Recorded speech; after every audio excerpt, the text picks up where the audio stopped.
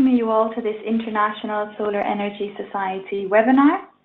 The title of the webinar is Renewable Transformation Challenge, the Energiewende 3.0 Smart P2P Solar Grids.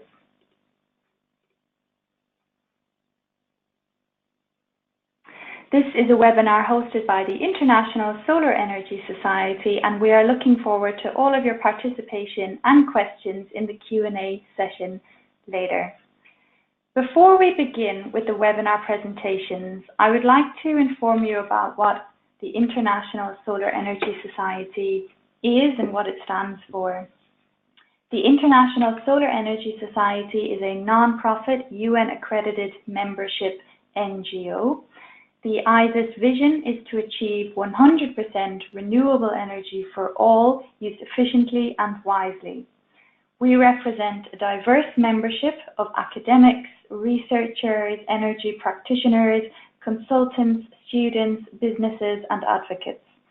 ISES works together with like-minded organizations from countries around the world to advance the renewable energy transformation. By becoming a member of ISES, you are supporting the 100% renewable energy movement. So if you're not already a member, we absolutely encourage you to have a look at our membership services and benefits. Please check out our website, www.ises.org, and our membership page where you can complete the online application form is join.ises.org. We understand that sometimes the time of the webinar may not suit people in many parts of the world. While we do try to alternate webinar times to suit as many time zones as possible, it is not always possible. Therefore, we will post the recording of this webinar on the ISES website and on our YouTube channel, so you can look back at those channels and review the webinar again. You are welcome and encouraged to ask questions at any time throughout the webinar. In fact, we really love getting questions into these live events. They make them very interactive and dynamic, and we get a good sense of the webinar audience and the interest in the topics. To ask a question, it's very easy. Just select the questions pane on your screen, and you can type in your question. Please remember to specify who your question is directed to, and questions will be addressed after all the presentations in a Q&A session. We would also like to encourage you to use the ISES discussion forum on LinkedIn to continue the Q&A session and the discussion even after the webinar has ended. I would now like to hand over to the webinar moderator, David Hopwood from Elsevier, who will take you through the agenda, introduce the speakers, and also moderate the Q&A session. I hope you all enjoy our webinar, and over to you, David. So, thank you very much, Joanna. Thanks for inviting me today. Great to be here. I'd like to second your welcome to everyone. I believe we've got quite a few people on the call today, which is good.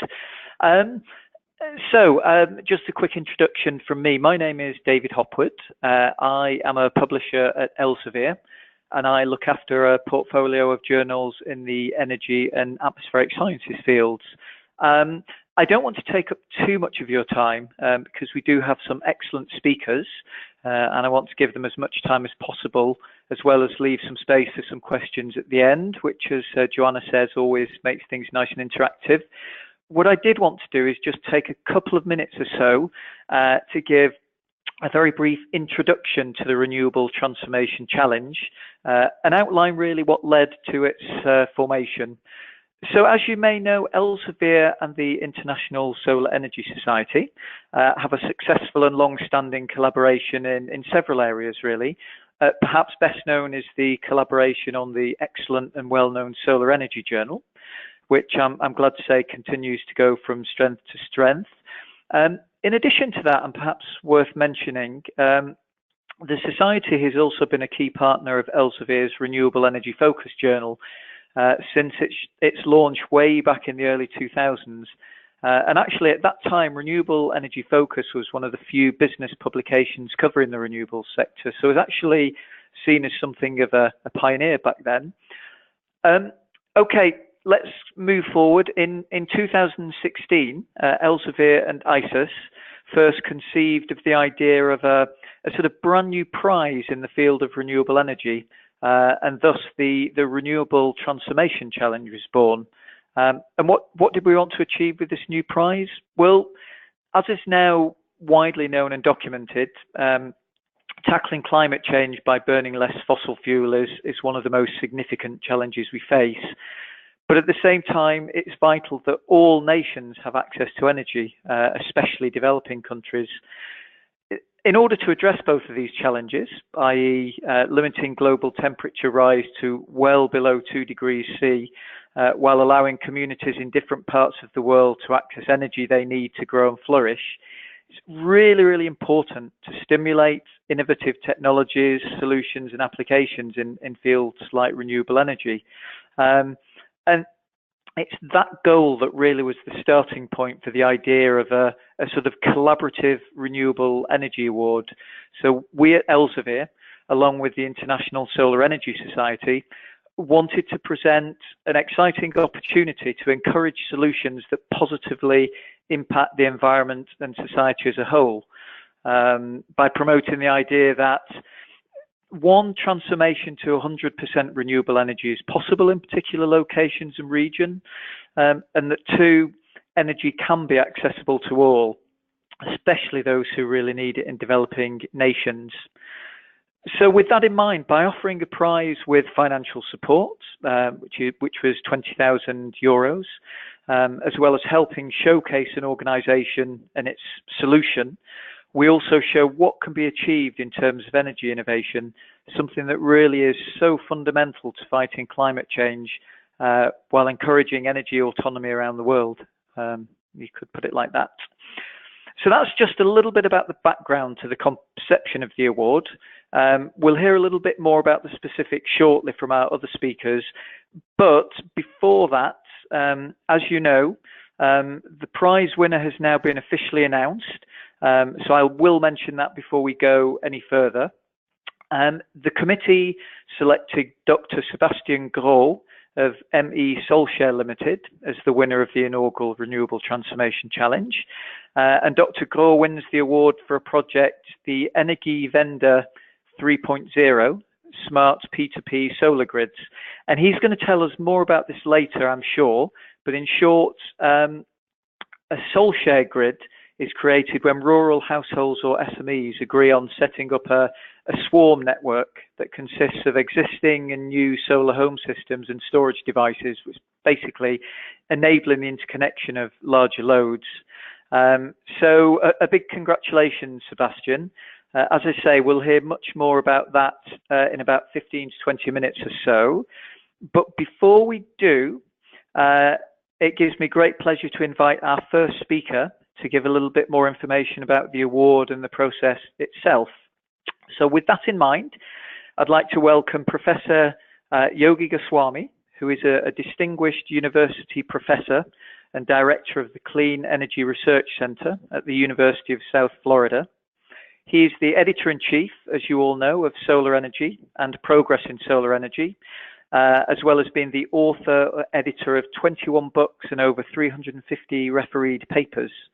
He holds 18 US patents, some of which have been commercialized around the world. And Professor Goswami has served as president of the International Solar Energy Society and president of the International Association for Solar Energy Education, as well as being a governor as ASME International. So a busy man, as I'm sure you all know.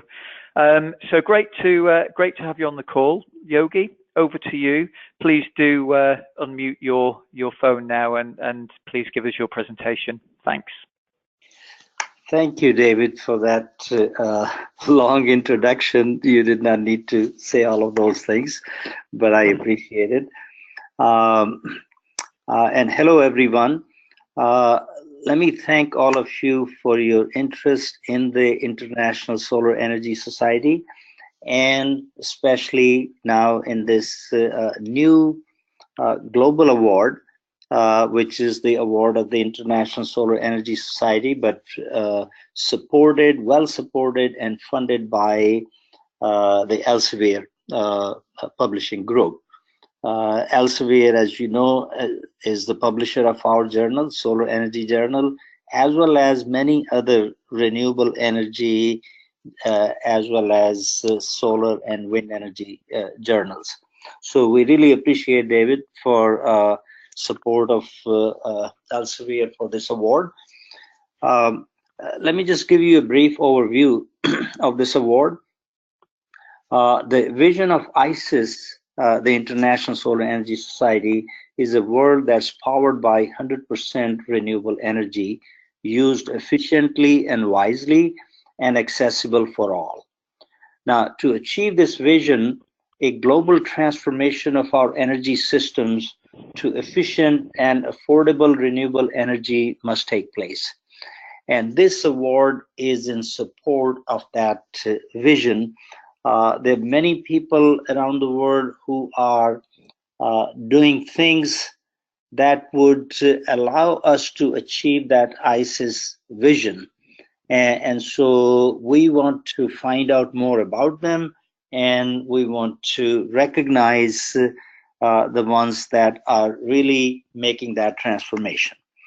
Now, to apply for this award, it can be any ongoing projects, innovative technologies, any policy initiatives, research programs, analyses or complete solutions that demonstrate how this goal is being met.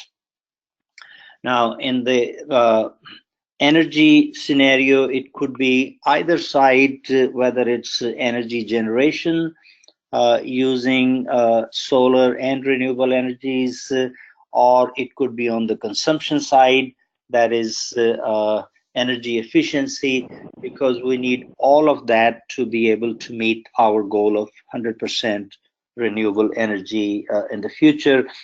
And the award includes all kinds of energy consumption, whether it's electrical power, heat, transport, wherever we use energy, and your project or your initiative meets our goal, is eligible for this award. It can be either a micro concept or a macro concept, could be local, regional, national, global, or applicants may address any or all of these areas. However, the applications must demonstrate applicability, the impact of their initiative or their project, sustainability and scalability to a global scale. Innovative ideas that can really transform our energy picture will be especially given preference over incremental improvements. So with this as the background, I know that we have gone through the first cycle, and later on, if you have any questions, I'll be happy to answer. That's great. Thank you very much, Yogi. Really interesting. Look forward to hearing a little bit more from you later on in the Q&A. At this stage, I'd like to invite our second speaker to add her perspectives. I'm delighted to say we have Monica Olyphant on the call. I'm sure you all know Monica, but just to give a brief introduction. Monica is, of course, a past president of ISES and an adjunct associate professor at 3 Australian universities. She was actually employed for 18 years in the electricity supply industry, but now runs her own consultancy. She's also received several awards in recognition for her work in renewable energy, and has also served on a number of Australian federal and state Australian government energy-related committees. Currently, she's working to develop community-owned solar and energy efficiency projects together with local governments. So I would imagine that this prize, and certainly the prize winner, and what he has to say will be really interesting for Monica shortly. But for now, great to have you on the call, Monica. Please do remember to unmute your phone. I'd like to pass over to you. Thank you very much. Thank you, David, and thanks to Elsevier for developing this prize. I was really quite impressed. We had over 400 submissions, and it was both Yogi and my job to eliminate those that didn't meet the criteria or hadn't been completed, and we then passed on those that were full submissions onto an international panel of experts, and there were well over 20 experts, and each submission was looked at by by at least 2 judges, and looked at for a certain set of criteria. Although concepts were definitely in, those projects that actually had gone to completion and did get a higher weight, and those that in one of the questions it was, what are you going to do with the prize? And one person said, we're going to have a party, and that wasn't that was a bit low on the we didn't rate that one particularly highly. However, there were some really good presentations, and they did demonstrate all the criteria as below for 100% transformation to renewable energy, were replicable and scalable, and were a benchmark for innovation, and have a clear practical application, and were suitable for use in developing countries. And actually that was the interesting thing. I would say that over 50% of the submissions were applicable for developing countries. And if we can have the next slide, please, on the top 10 entries, if we can go to the next slide. If you look through them, you will see that actually about half of the top 10 did in fact were developing country type projects, and 4 out of these 10 came from Bangladesh or India, 2 from Australia, and the rest from the remaining 4, Finland, USA, South Africa, and Japan. So there was quite a spread of countries, and but there was a definite trend towards helping out developing countries, which is really good. I was very pleased about that. I will stop there because I'm really interested to hear what our winner has to say. Their group on SoulShare really put in a very good submission that I'm glad won. I wasn't involved with the judging, but when I saw it, I thought it was a really good submission. Thank you.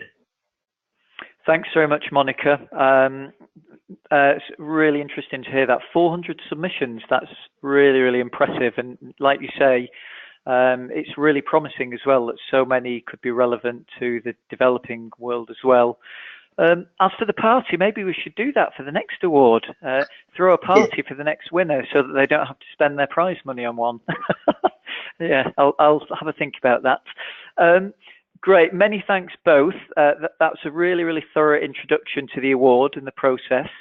So I think the time is now right to move on to our keynote speaker today.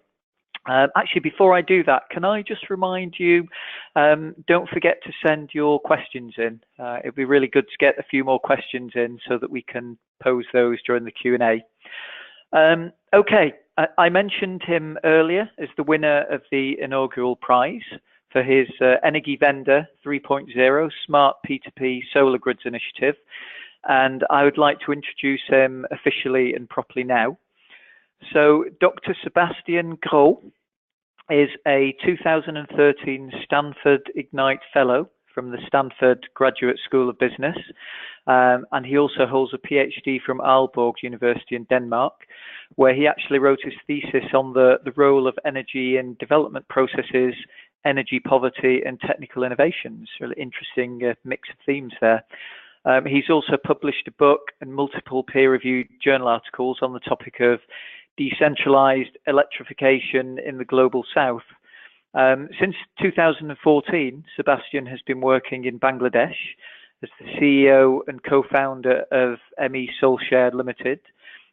He's also an assistant professor in the MBA program at North-South University in Dhaka. And in a previous life, he worked on the trading floor at Commerzbank in Frankfurt, at the microfinance institution ProCredit in El Salvador, at Planet Finance in India, and he spent several years at the consultancy firm at Microenergy International in locations around the globe. So I'm sure you'll agree with me that there's some really, really diverse but interesting mix of experience there.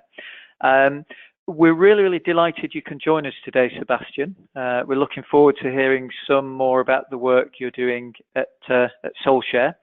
So congratulations again on your award.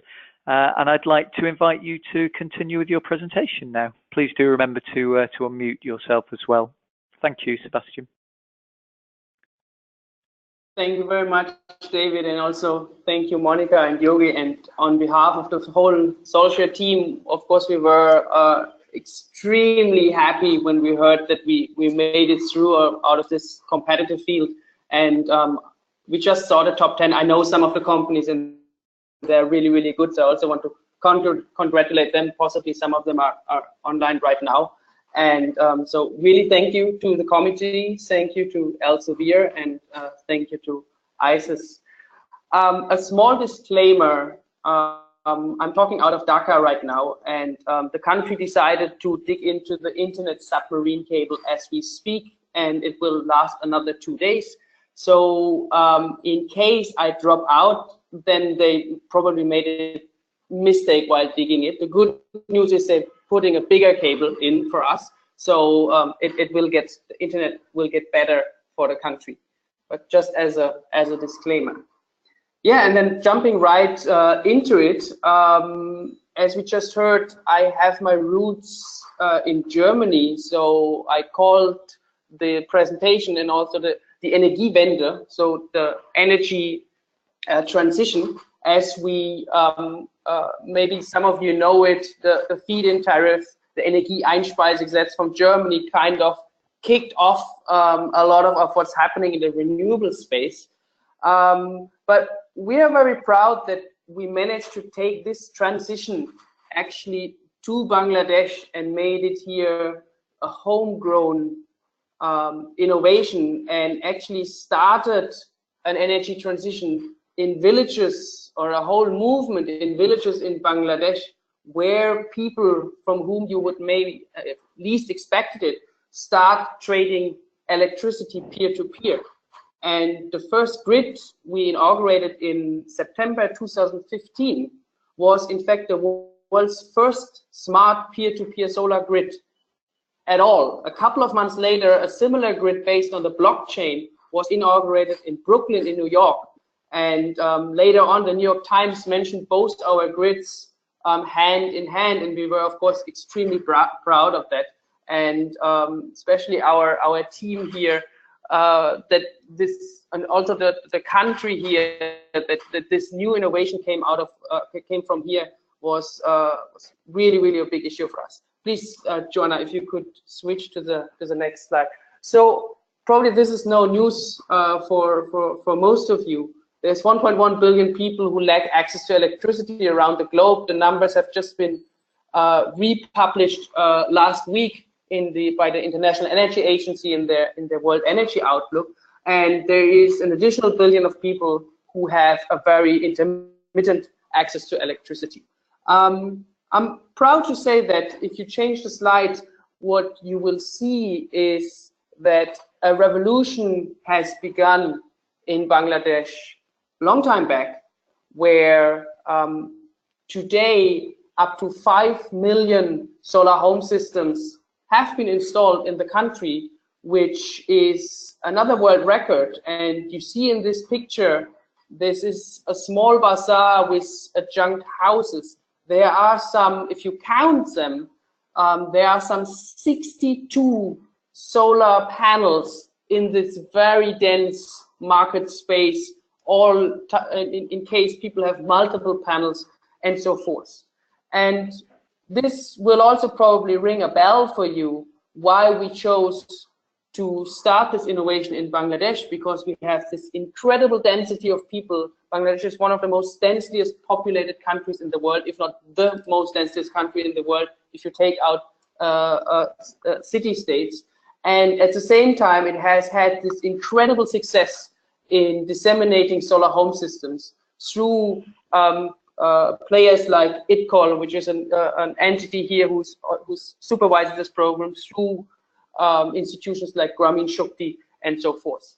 But at the same time, there are still about 60 million people who do not have access.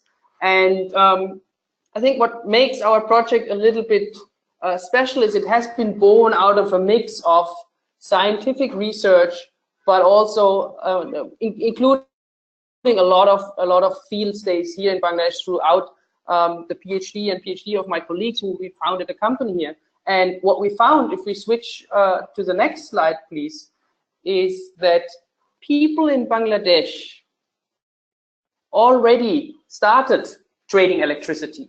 What that meant is basically that you give your mobile phone, which by now almost everybody has in the country. You give it to your neighbor for charging if you don't have access to electricity. Or your neighbor may throw over a line with a bulb and charges you for that. And that may cost 5-10 takas, which is like $6 to $12. If we convert this into kilowatt hours, we come to these enormous prices of like $3.50 for a kilowatt hour of electricity to power a light, or even $10, more than $10 to charge a phone. So this is an economic opportunity. We saw this kind of extreme user behavior. At the same time, if we go to the next slide, we put data lockers into these 5 million solar home systems, not in all of them, obviously, but into a subset. And we found that these systems are designed in a way that they cater electricity both during the monsoon season and during the non-monsoon season, which means the battery needs to be fairly large so that you have certain days of autonomy, but at the same time it cannot be too large, because if you make the battery too big, it's never fully charged, which is very bad for the health of this battery. This turns out that all these solar home systems by design have about a daily excess energy of 300,000 kilowatt hours. And if you're wondering how much that is, you can basically take a Tesla and drive around the world 3 times with this amount of power. And this is the daily dumped energy or excess energy in Bangladesh that cannot be stored by the individual solar home systems. So if we go to the next slide, what we did is we had this extreme user behavior where people already share electricity, also in a very crude way. We have this masses of people who do not have access to electricity. And at the same time, we have people who have solar home systems, but who have just developed this taste for electricity, a thirst for electricity, who want more power. So what we are suggesting, or what we have introduced, is a platform approach where solar home system users and non-users can exchange electricity. So they are physically interconnected and equipped with a smart meter, which allows them to trade electricity or to share electricity. And this value of sharing really has a huge impact so far on the people. They save money through better energy access, because we have a clear synergy effect if we put these systems together. They gain flexibility, which means whenever they need more power, they just buy it, and whenever they don't, or they have, they have a very volatile budgets, then they can just say, okay, look, I sell my power now. I don't watch TV tonight, or I don't use the fan. I sell this power because I need money.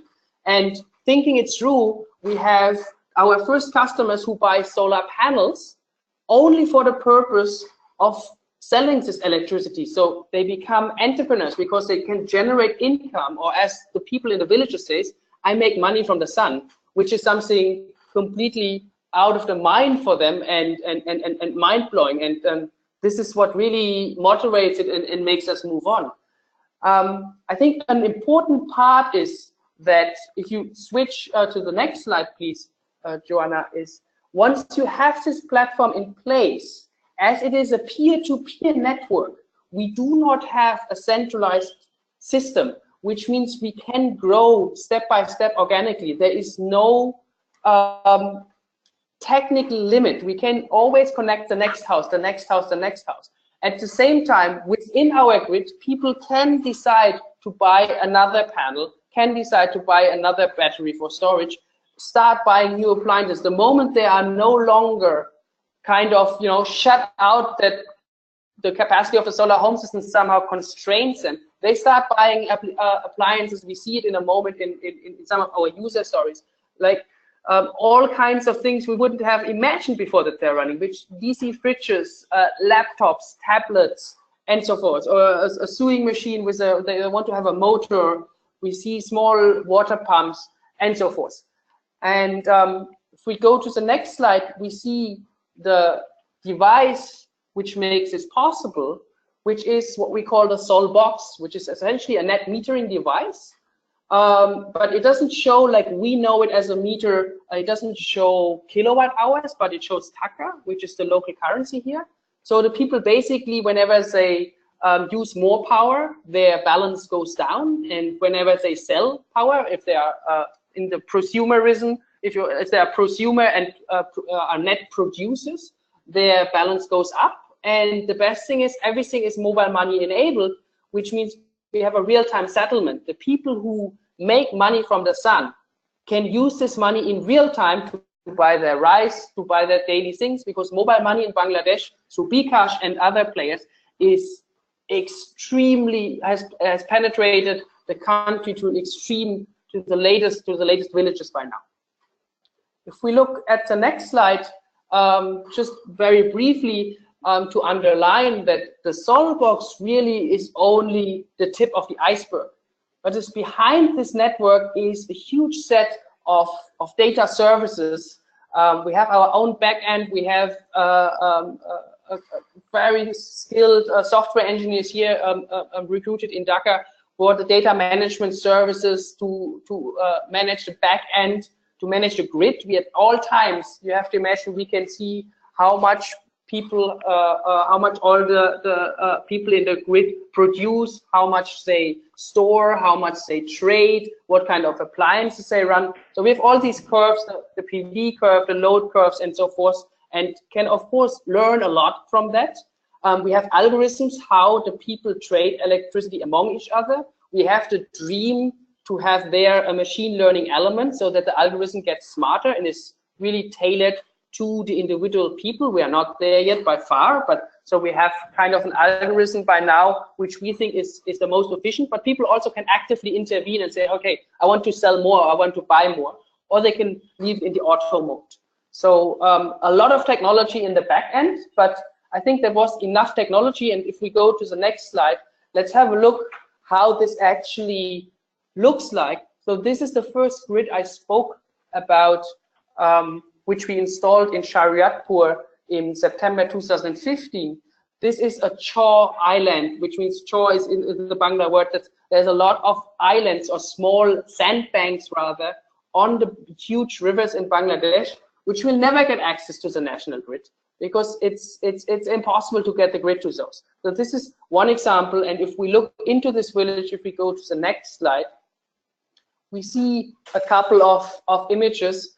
Proud villagers because they call themselves smart, because they have now a smart gram, a smart village. So we see some of these instances on the right top side. We see the small panel and then the really big panel. The really big panel is what I meant by smart entrepreneurship. This woman found out that she can earn money if she has more capacity. So she bought a big panel and said, okay, fine, now I start trading. I trade it all off and I make money. And the break even is within the first 6 months. So that's really a good opportunity for the people to have an incremental income. we go to the next slide, another observation we had is the people call our meter not a meter, but they call it the energy bank, or the Bangla equivalent of that, because often they actually opt not to cash out. We have pay as you go and cash out as you go, but actually to use this Sol box as an energy bank or as a savings account, which is an interesting observation we made, and we did not foresee actually. And last but not least, I wanted to give you a little bit, not too many numbers, but I wanted to show you the impact we have. So if we go to the next slide, we are strongly dedicated to the SDGs, and obviously to SDG 7, or the sub goal 7.1, for the universal energy access, electricity access in our case. But we also know that SDG 7 is an enabler for a majority of the other goals.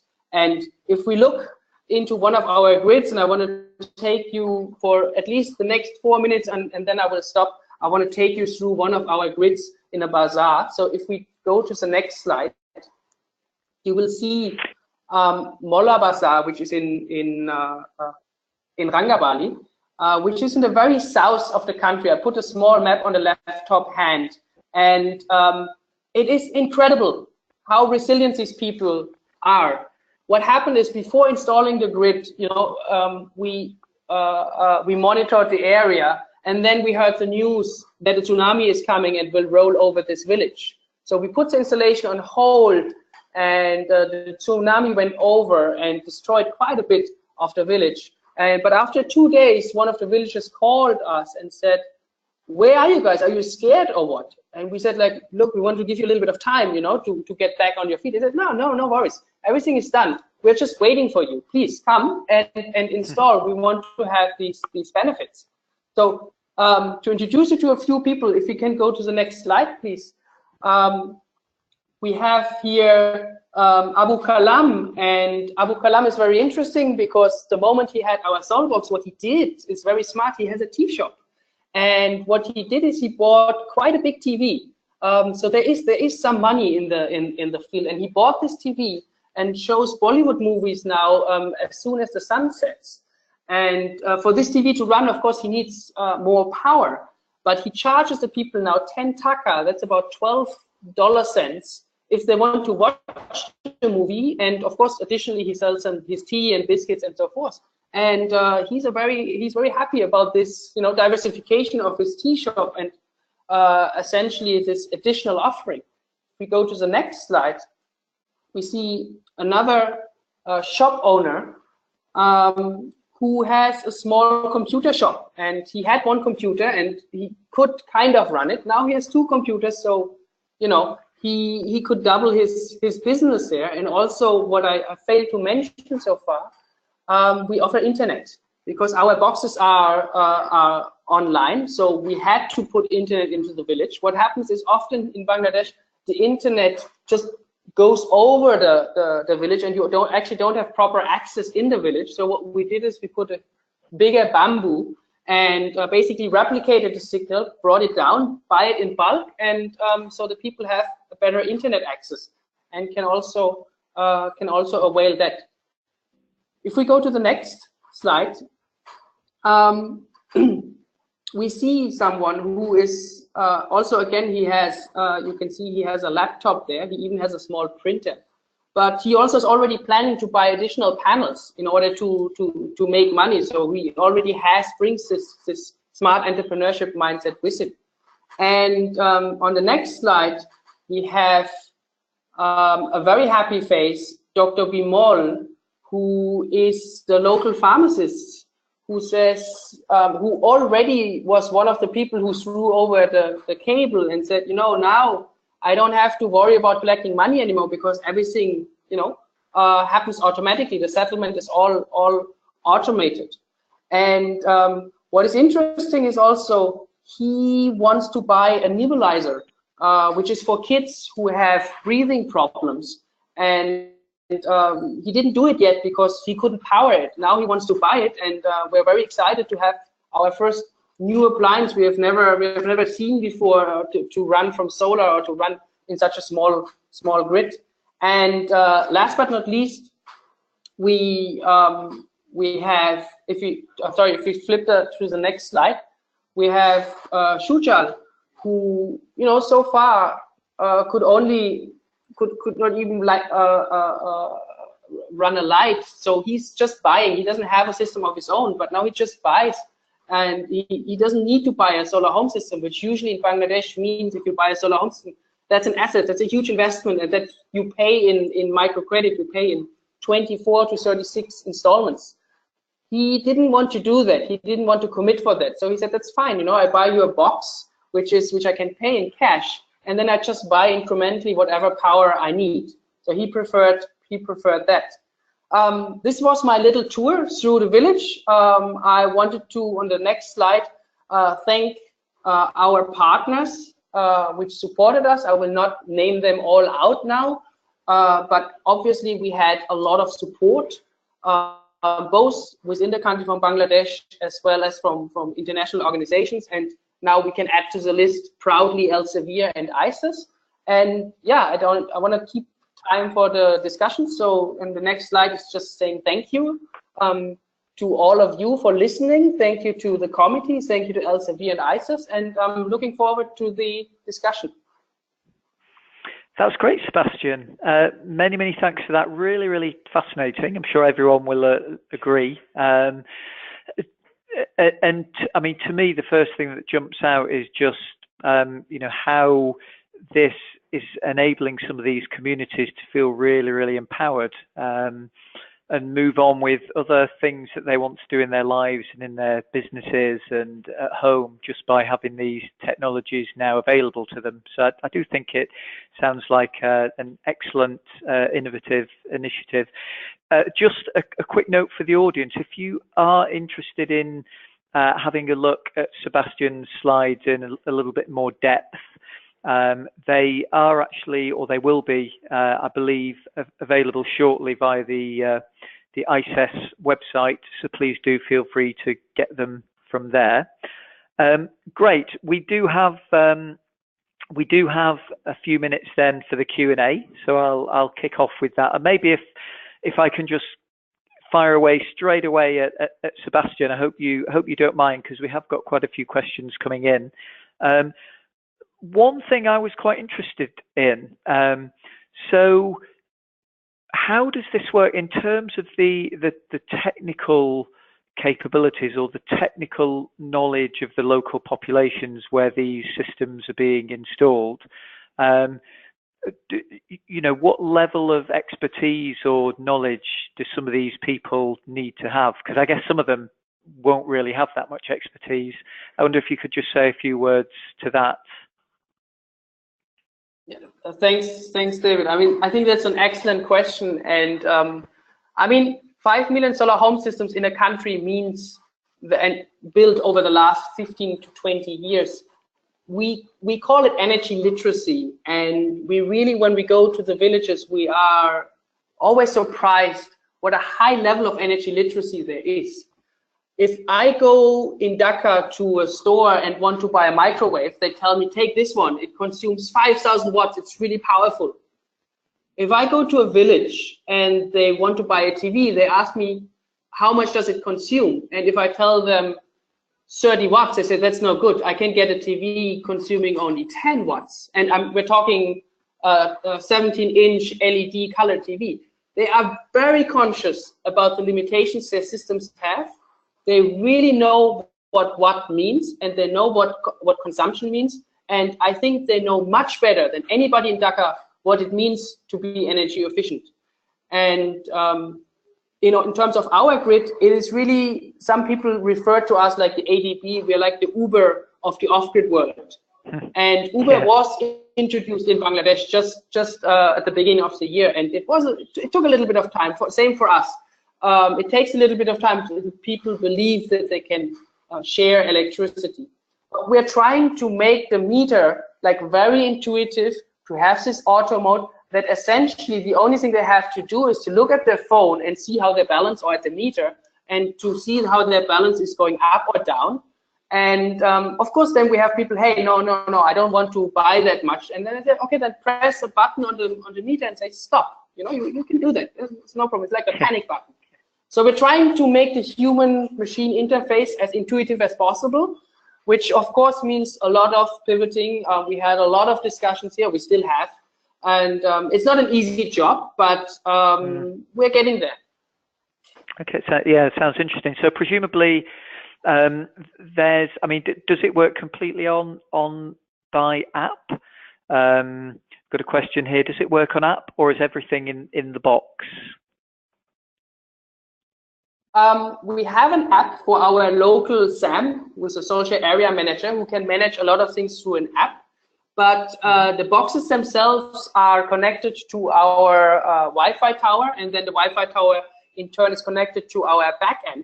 So we can also change a lot of parameters here out of our Dhaka office. Actually, we can change. You know, we can change things like low voltage disconnect if we feel that, you know, the batteries are too old and it doesn't really work like that. We can change trading parameters. We can change a lot of things. Okay, interesting. I mean, a couple of questions coming in about the sort of logistics of the actual trading mechanism. So, is it that the trade of electricity is among the consumers rather than the utility? And if so, how is the actual payment made to the, you know, the homeowner, if you like? Does that make sense? Okay. So first of all, so first of all, it's fully decentralized, literally. So there is no utility. If there is a utility, then it's one of the villagers themselves who decided to, you know, buy a really big panel. And even for that, we said we take a trading fee. And if someone trades more than a certain amount, we kind of have a progressive trading fee. So, you know, to avoid monopolies within the village, we want to keep it, you know, on fair grounds. So there is no utility per se. And then the settlement works in the way that we have a bid and an ask price, and there's a spread, which is our revenue.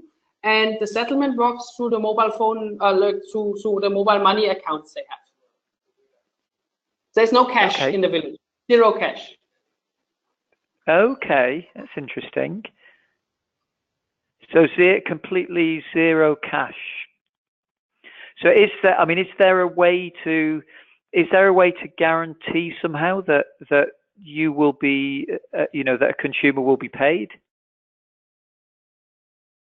Oh, it's prepaid. So you can only trade if you have sufficient balance on your meter. If your meter is at zero, you cannot buy. So sorry, I think I forgot a few elements. It's prepaid, so it's always guaranteed that you get paid. It is not guaranteed that you can trade at all times, because there may be instances when, you know, you have a lot of extra power, but so have your neighbors. So obviously we are looking for diversified usage patterns, which is why we have the mixtures of bazaars and households.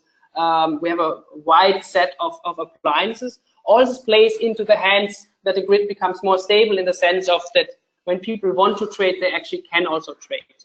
If we feel that there's too much of an imbalance, we put in a system of ourselves. Then we have a kind of micro utility. Then we just put in a social system.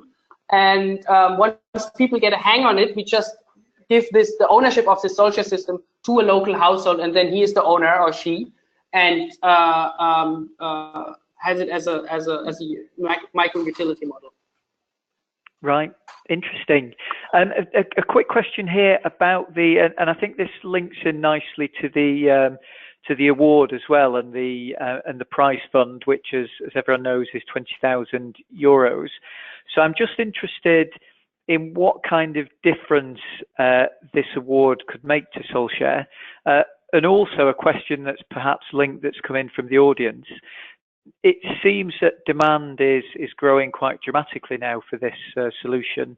So what's the plan for sort of increasing the line capacity? And I'm wondering whether these two things go hand in hand. So I'm assuming that the prize will help with that particular sort of scale up and expansion. Yeah, these are very good questions. I mean, first to the prize money. I'm glad to say that we have already started to make use of the money. So what happens is it's a sharing economy approach. But unfortunately, in these villages, if they trade electricity among each other, that's great because there are efficiency increases. We tap into lost power, but it has limitations in terms of how much the village can really develop. So we were looking for a way, how can we get outside currency into this village? And the first thing we saw whenever we are there, when we're moving in them ourselves, is there are by now close to 1 million rickshaws in the rural areas of Bangladesh, which are battery run, but at the same time, they cannot be charged because there's no grid. So what they do in the night is they have to drive all the way to the grid and then either illegally or partially legally charge their rickshaws. That takes 8 to 10 hours. Then they have to sleep in their rickshaw, and it's also unsafe the way they do it. And then they drive back and lose part of their charge. So we said, wouldn't it be awesome if we could offer charging stations as a means of these interconnected solar home systems? And this is what we also set in our application we want to try out, because for this we need a little bit of we need to experiment a little bit, because it's new grounds, it's much higher loads. So what we did now, what we started is we built a kind of a carport, which is the roof is basically the a bigger solar panel next to a tea shop. And at first, to start this, we have it as a pit stop, which means when the rickshaws come into the village and have their lunch or their tea, they stop their rickshaw and it's being charged maybe for 1 hour. That means 1 hour is, you can give about 5 to 10% charge. And this charge comes from the bigger panel, but also from the neighboring houses. So this is how we get money into the village.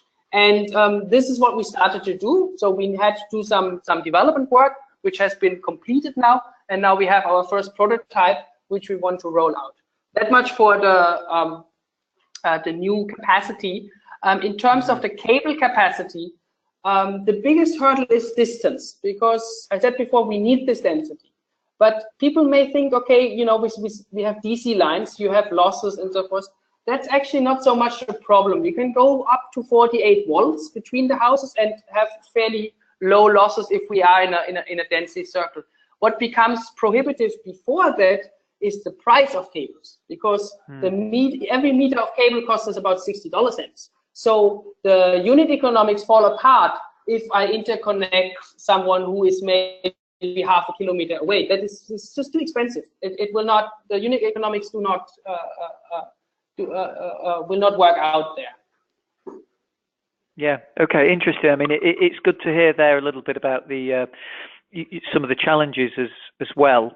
Sort of following on from that a little bit, how replicable is the solution, for example, moving more into sub-Saharan African countries? I think there's somebody from the audience, maybe from Senegal. It would be interesting to hear about any, from your perspective, any technical limitations that you think there might be for deployment of SolShare in places like Senegal or other places. You may have covered that a little bit already in your answers, so if you have, sorry. I don't know if you want to say anything else on that. So maybe just the frank answer is I don't know. And I'm very careful here, because first of all, the distances between the houses in Senegal are not comparable to Bangladesh. So we will have different unit economics. We do not have, you know, this much of a past of solar home system installations in terms of numbers, in terms of people who in the last mile know how a solar home system works, who have this kind of energy literacy. The situation will be much more greenfield, whereas we are here operating kind of in a brownfield environment, if you want to stick to this vocabulary. So it is hard to say. We knew that we have quite a couple of disruptive innovations here going. So that's why we went to Bangladesh, where we believe is the best suitable place. And if we manage it here, then we can think ahead and say, okay, let's see whether it works in India. Let's see whether it works in a sub-Saharan African context. But it's too early to say. Sure. Okay. Good answer. Thanks very much, Sebastian. I'm just I'm conscious of the time. We've got about 5 minutes remaining, something like that. We have received quite a few more really interesting questions. So what I'm going to suggest we do, because I'd like to give Yogi and Monica a chance just to answer one final question. What I'd like to do is follow up with Joanna and see whether it will be possible at some point to go back to these questions and get them answered by Sebastian offline. Do you think that might be possible, Joanna? Yeah, what I can do is I can send the list of questions over with the contact. Brilliant. details. Yeah. That sounds perfect. That's great. Thanks very much. Apologies we haven't been able to get through all of them. But Sebastian, it's been really interesting. Congratulations again on the award, and I just really want to wish you all the best with it. For Yogi and Monica, just one last question really, and I think there are one or two questions coming in about the next Renewable Transformation Challenge that we haven't really started talking about yet, but I'm sure when we do, ISES will be able to give everybody information about that. But from your perspective, I'd like to ask you, from the 400 entries we heard, which is fantastic, from going through these this time around, do you have any advice that you'd offer anyone entering the next prize competition? And I guess maybe throw that open to Yogi first and then Monica after that for your pearls of wisdom. Okay, all right. Well, let me say, based on our experience of looking at the entries this time, as you may remember that I mentioned that the applications must demonstrate applicability, impact, sustainability, and scalability, which means that they have to be practical. The kinds of entries that we felt this time that were not suitable were where people were applying for research projects. Right. For example, writing a proposal and say, okay, if you give me this award, that I will do this proposal, this research, and this may lead to something. Those are, nice things to do. But I think that there are other research agencies that could fund those kinds of research projects, and they're not really suitable for this award. Now, if some research has been done and you can show that based on that, your idea is applicable globally, it will have impact and is sustainable, well, then it becomes suitable for this award. So I'll move. Okay. Yeah, interesting. Yeah. Yeah. So Monica, if you want to add something to it. I forgot to unmute myself. No worries. I agree with Yogi. There were a number of submissions that just wanted to fund concepts and used it as a funding agency. What I was surprised about was that there were very few technology initiatives and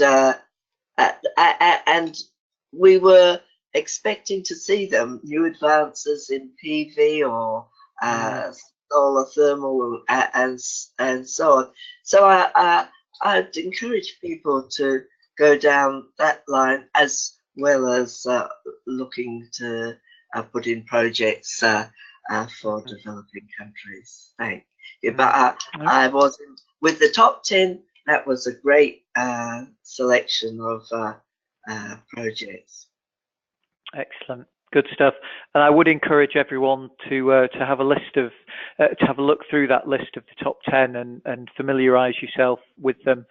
And again, that should give you some ideas as to the kinds of projects that the judging committees were impressed with.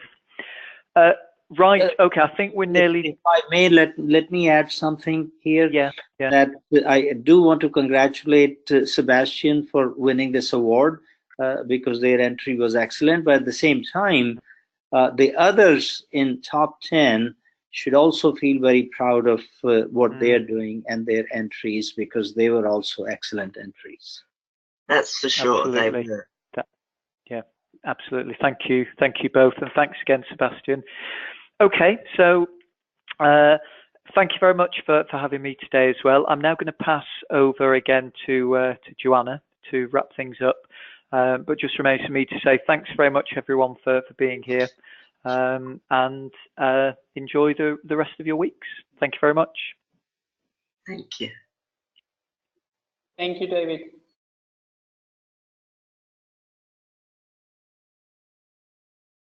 Joanna, are you there? Are you unmuted? Sorry, I also forgot to unmute.